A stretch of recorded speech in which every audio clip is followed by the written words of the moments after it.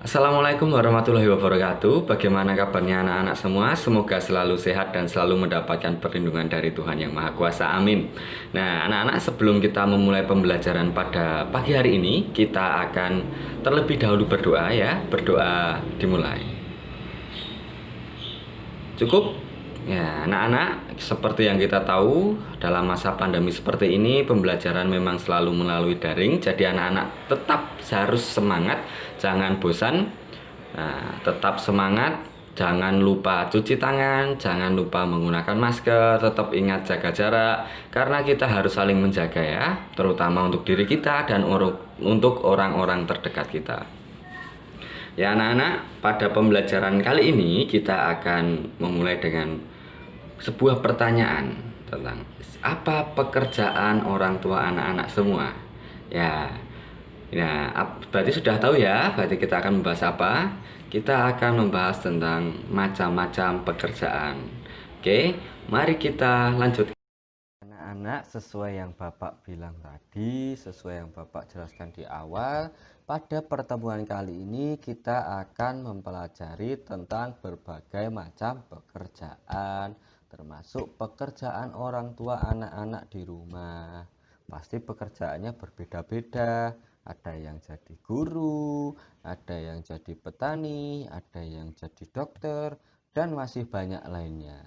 Nah, sebelum mempelajarinya, pada pertemuan kali ini, anak diharapkan mampu mengidentifikasi dan mengkomunikasikan isi cerita dongeng Tupai dan Ikan Gabus, mengkomunikasikan dampak dan upaya pencegahan pemanfaatan sumber daya alam, serta anak-anak dapat mengidentifikasikan jenis pekerjaan terkait sosial budaya.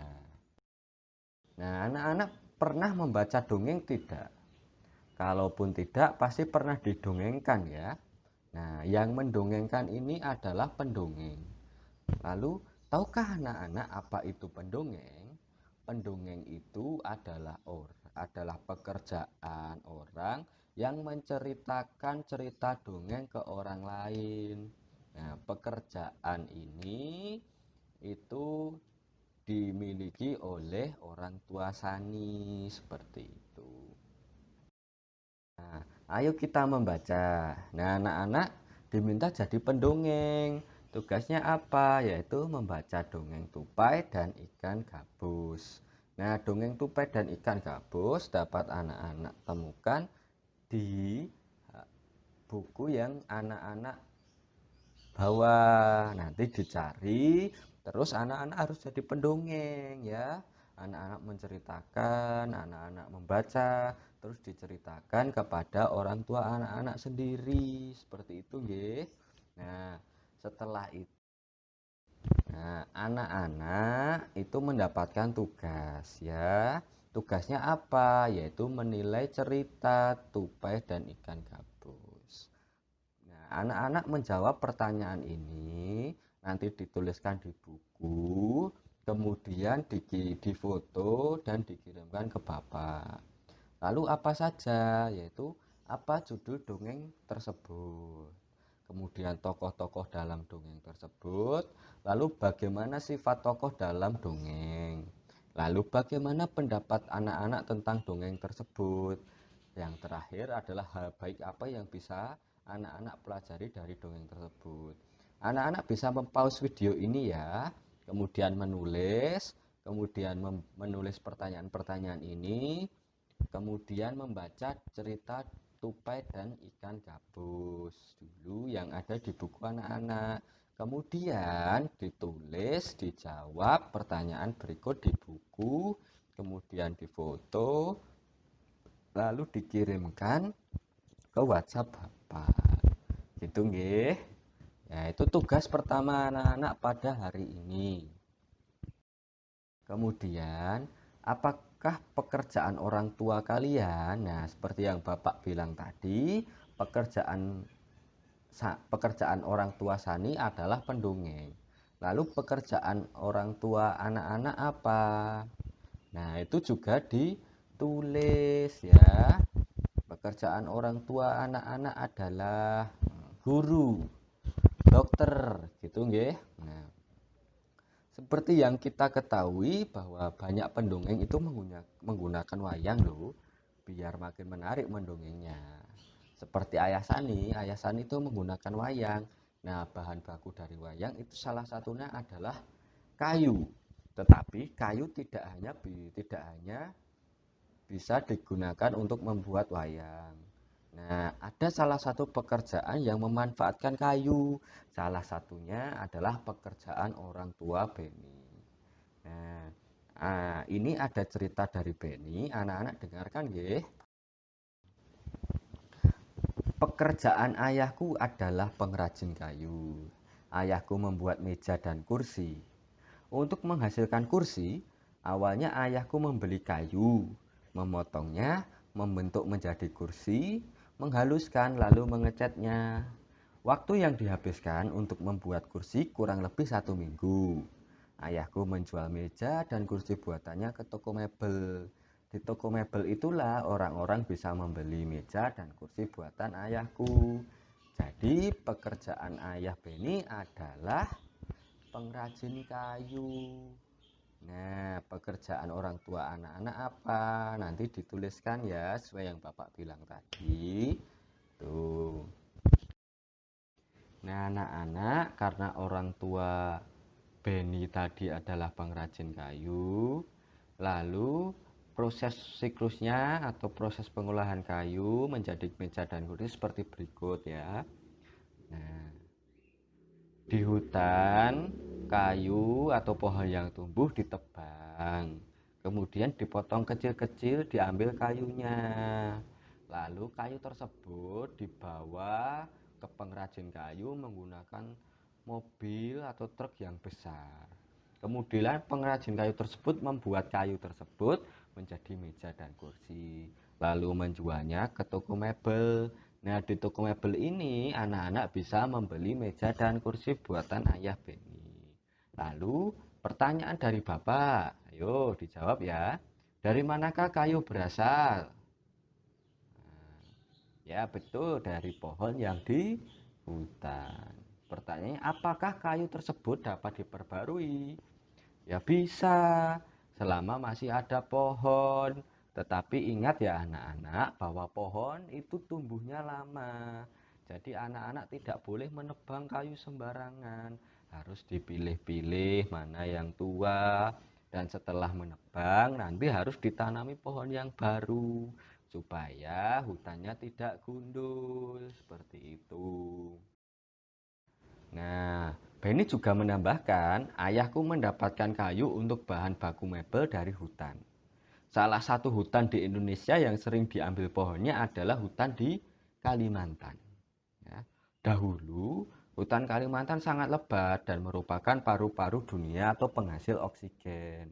Ya, anak-anak, seperti yang kita tahu ya, bahwa pohon itu menghasilkan oksigen. Oksigen itu untuk kita bernafas.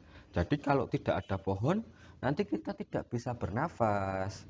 Ya, anak-anak, jadi anak-anak harus menjaga pohon. Nah, tetapi pohon-pohon kini yang ada di hutan Kalimantan semakin berkurang. Sering sekali karena kebakaran hutan. Anak-anak tahu toh Kalimantan itu yang mana? Ya, ini bentuk peta atau bentuk pulau Kalimantan. Nah, anak-anak bisa lihat juga di peta yang anak-anak miliki. Nah, pertanyaan, pernahkah anak-anak mengamati hutan di Kalimantan? Dan bagaimana keadaan pohon di hutan Kalimantan dari tahun ke tahun? Nah, untuk menjawab pertanyaan tersebut, anak-anak perlu menyimak gambar pada video ini ya. Ingat, warna hijau menunjukkan adanya pohon dan warna putih menunjukkan hutan yang gundul. Nah, dari tahun ke tahun itu semakin banyak putihnya. Jadi, semakin dari tahun ke tahun itu semakin gundul. Bahkan anak-anak bisa lihat dari tahun 1950 dan 2020 itu malah berbanding terbalik ya. Yang 1950 itu hijau, itu hutannya banyak atau lebat. Nah, di tahun 2020, tahun ini hutannya semakin sedikit. Nah, karena seperti itu. Nah, nah, ini seperti yang Bapak bilang tadi. Menurut anak-anak bagaimana perkembangan pohon di hutan Kalimantan dari tahun ke tahun? Ya pasti merosot. Soalnya banyak penebangan hutan secara liar. Itu nggak boleh ya anak-anak ya, nggak boleh loh menebang hutan atau menebang pohon sembarangan. Soalnya ingat kalau pohon itu menghasilkan oksigen. Oksigen itu untuk kita bernafas. Ya, dari tahun 2000 saja sudah banyak putihnya. Terus tadi di tahun 2020 sudah putih sekali. Seperti itu. Jadi, anak-anak mulai sekarang harus menjaga pohon ya. Ya, dilanjutkan. Nah, anak-anak, kita tadi sudah belajar tentang menilai isi dongeng tupai dan ikan gabus ya. Jadi, anak-anak ingat bahwa menilai isi dongeng tupai dan ikan gabus tadi menjadi tugas dikerjakan di buku tulis, menjawab pertanyaan yang Bapak tadi sebutkan, seperti judul dongeng tersebut apa, tokoh-tokohnya siapa, wataknya dari tokoh bagaimana, dan lain sebagainya. Anak-anak menulisnya di buku, nanti difoto, dikirimkan ke Bapak, lalu mengidentifikasikan jenis pekerjaan terkait sosial budaya. Nah, seperti yang Bapak bilang tadi, seperti pekerjaan orang tua Sani yang pendongeng, pekerjaan orang tua Beni yang menjadi pengrajin kayu. Nah, anak-anak, pekerjaan orang tua di rumahnya itu apa? Nanti dituliskan. Lalu, dampak dan upaya pencegahan pemanfaatan sumber daya alam yang berlebihan. Ya, ingat anak-anak bahwa dari tahun ke tahun semakin sedikit pohon-pohon yang ada di hutan. Jadi anak-anak harus merawatnya. Salah satunya adalah tebang pilih tanam ya. Anak-anak sebelum menebang pohon harus memilih dulu yang tua yang mana, tidak boleh asal. Ya, harus dipilih, benar-benar dipilih.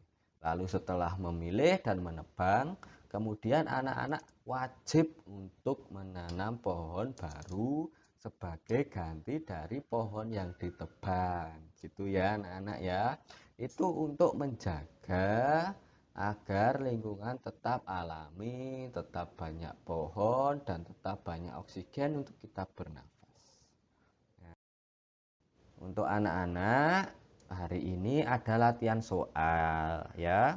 Anak-anak kerjakan pada link yang nanti Bapak tuliskan pada deskripsi video ya. Anak-anak ingat, dituliskan nanti dikerjakan. Gitu nggih. Nah, anak-anak, untuk pertemuan pada akhir kali ini cukup sampai di sini.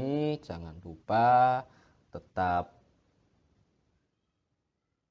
menjaga kebersihan, tetap menggunakan masker, bila tidak perlu, tidak terlalu perlu atau tidak penting, tidak usah keluar dulu.